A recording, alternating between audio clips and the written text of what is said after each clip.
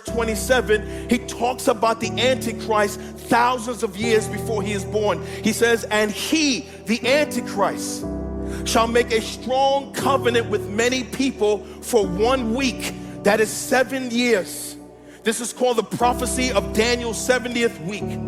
And for half of the week, he shall put an end to the sacrifice of the offering. That is, at 3.5 years, he will break his treaty and he will set himself up as God in the new temple.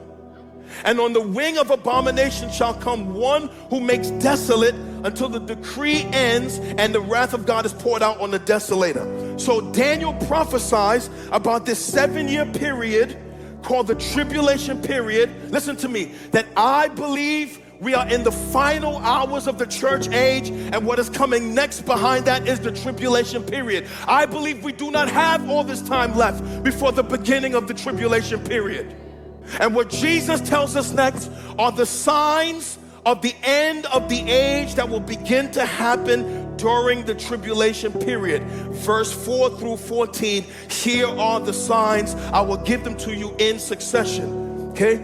The first sign, verse 4, and Jesus answered them, here are the signs of the end time. See that no one leads you astray. For many will come in my name saying, I am the Christ. And they will lead many astray. So the first sign that we're getting closer to the end times is global deception.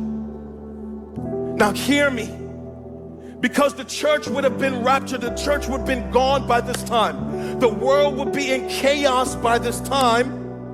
And because the world will be in chaos, because the world will be going through devastation, people naturally look for voices to lead them during that time.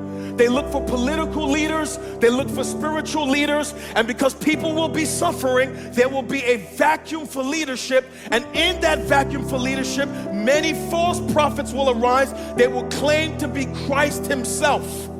And as they claim to be the Messiah, coming to save them from this terrible time, Jesus says many people will be led astray by those who claim to be Christ. Right now, as I'm talking to you, there are people alive who claim to be Jesus Christ.